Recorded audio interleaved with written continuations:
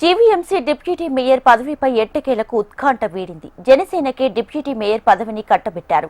GVMC deputy mayor పదవికి దల్లి గోవిందరెడ్డి పేరును కూటమి నేతలు ఖరారు చేశారు. జీవీఎంసీ డిప్యూటీ మేయర్ పదవి కోసం పార్టీ మారిన వారిని పట్టించుకోలేదు. అధిష్టానం ఆదేశాల మేరకు సీల్డ్ కవర్లున్నటువంటి దల్లి గోవిందరెడ్డి పేరును ఎమ్మెల్యే వంశీకృష్ణ శ్రీనివాస్ ప్రకటించారు. జీవీఎంసీలో 64వ వార్డు కార్పొరేటర్గా దల్లి గోవిందరెడ్డి గెలిచారు. జనసేనకు పదవి దక్కడంతో టీడీపీ ఆశావాహులు డీలా పడ్డారు.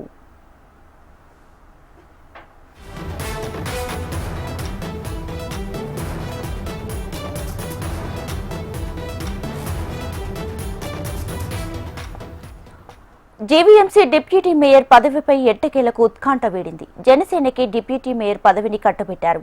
జీవీఎంసీ డిప్యూటీ మేయర్ పదవికి దల్లి గోవిందరెడ్డి పేరుని ఖరారు చేశారు కూటమి నేతలు. జీవీఎంసీ డిప్యూటీ మేయర్ పదవి కోసం పార్టీ మారిన వారిని పట్టించుకోలేదు.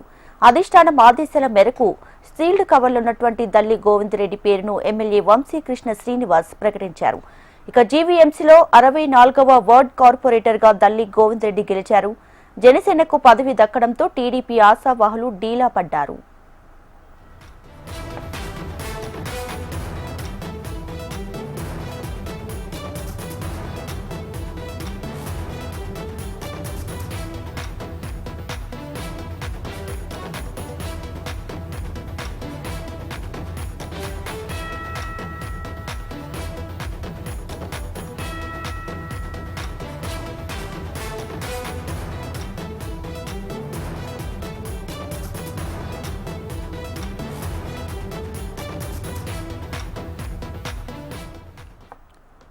జీవీఎంసీ డిప్యూటీ మేయర్ పదవిపై ఎట్టకేలకు ఉత్కంఠ వీడింది. జనసేనకే డిప్యూటీ మేయర్ పదవిని కట్టబెట్టారు. జీవీఎంసీ డిప్యూటీ మేయర్ పదవికి దల్లి గోవిందరెడ్డి పేరుని కూటమి నేతలు ఖరారు చేశారు. జీవీఎంసీ డిప్యూటీ మేయర్ పదవి కోసం పార్టీ మారిన వారిని పట్టించుకోలేదు. అధిష్టానం ఆదేశాల మేరకు సీల్డ్ కవర్లున్నటువంటి దల్లి గోవిందరెడ్డి పేరుని ఎమ్మెల్యే వంశీకృష్ణ శ్రీనివాస్ ప్రకటించారు. జీవీఎంసీలో 64వ వార్డు కార్పొరేటర్గా దల్లి గోవిందరెడ్డి గెలిచారు. జనసేనకు పదవి దక్కడంతో టీడీపీ ఆశావాహులు డీలా పడ్డారు.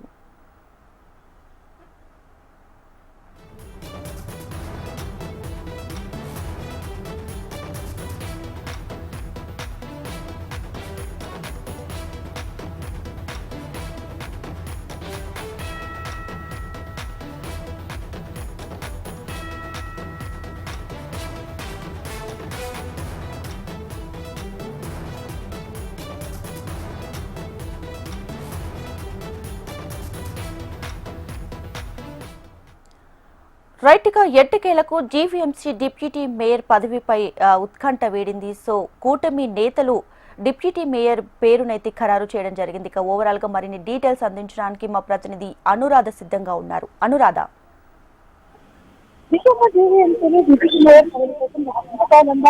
చాలా మంది ఆశావాహులు పోటీ పడ్డారు.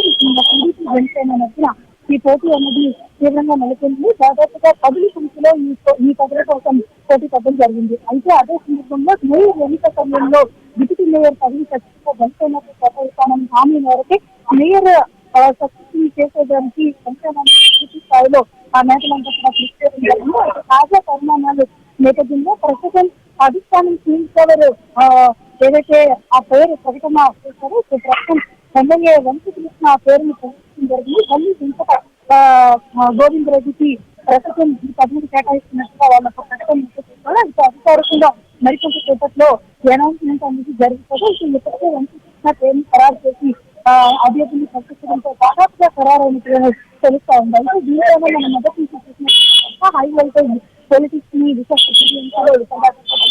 ఎందుకంటే గత మేయర్ అడిగిన గత సామాజిక వర్గానికి చేసి అలాగే ప్రస్తుతం ఎదుర్కొని డిప్యూటీ మేయర్ గా తన పదవిని కోల్పోయిన డిఎన్ఎస్ బ్రదర్ స్వాతి సామాజిక వర్గానికి సంబంధించి రెండు సామాజిక వర్గాల్లో ఎవరో ఒకరికి కమ్యూనిటీ క్యాలిక్యులేషన్స్ వేసిన ఈ పదవిని ఇవ్వాలి అనే కూడా ఒక విస్తృతమైన చర్చ నడిచినప్పటికీ కూడా దాదాపుగా జనసేనలో విజయుడిగా పేరుంది. మొదటి నుంచి కూడా జనసేన గెలిచిన దళిత గోవిందరెడ్డికే పార్టీ ప్రాధాన్యత కల్పిస్తుంది. అందులో భాగంగా ఈ రోజు ఒక పేరు అనౌన్స్ చేయడం జరిగింది. అయితే మొదటి నుంచి ఈ పదవి కోసం జనసేన నుంచి కూడా కొంతమంది ఆశావాసి వైసీపీ నుంచి కూడా పార్టీ మరియు జనసేన కూడా ఆశావాసులుగా ఉన్నారు.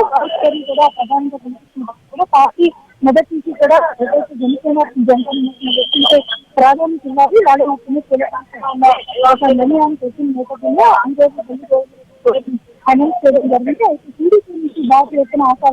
అయితే టీడీపీ నుంచి భారీ ఎత్తున ఆశావాహులు ఎందుకంటే ఒక మహిళా నేతని దింపారు కాబట్టి మహిళా నేతకి అవకాశం ఉంది అని ఒక విస్తృతమైన చర్చ నడిచిన నేపథ్యంలో వాళ్ళు కూడా చాలా మంది ఆశావాహులుగా ఉన్నారు. అయితే ప్రస్తుతం ఒక పేరుని అనౌన్స్ చేసి కూటమి నుంచి అభ్యర్థిగా వాళ్ళని ప్రకటించిన నేపథ్యంలో టీడీపీ నుంచి కొంతమంది డీలా పడిన మాట అయితే వాస్తవం. అయితే ఏది ఏమైనప్పటికీ కూడా మొదటి నుంచి కూడా చాలా క్యాలిక్యులేషన్స్ మధ్యన ఈ డిప్యూటీ మేయర్ పదవి అనేది అనౌన్స్మెంట్ అనేది జరిగింది. మరి కాసేపట్లో అధికారికంగా సమావేశం అనంతరం ప్రకటించే అవకాశం అయితే మాత్రం ఉంటుంది. అయితే ఏది ఏమైనా మొదటి నుంచి కూడా జనసేన ఒకటే మాట చెప్తూ వస్తుంది. అయితే పార్టీలు మాకు సపోర్ట్ చేసినప్పటికీ కూడా వాళ్ళంతా ఇంకొంత సమయం పార్టీకి కేటాయించాల్సిన అవసరం ఉంది. మొదటి నుంచి కూడా పార్టీ లేబుల్ మీద ఎవరైతే గెలుస్తారో వారిని మాత్రమే ఇక్కడ డిప్యూటీ మేయర్ పదవికి ఎంపిక చేసే అవకాశం ఉంటుంది అనేది ఒక క్లారిటీ అయితే వాళ్ళకి ఇవ్వడం జరిగింది. అయితే మరొక డిప్యూటీ మేయర్ మరొక నెల రోజుల్లో అతని పదవీ కాలం కూడా పూర్తి కానున్న నేపథ్యంలో సతీష్ స్థానంలో మరికొందరికి ఛాన్స్ ఇచ్చే అవకాశం ఉంది అనేది కూడా కొంత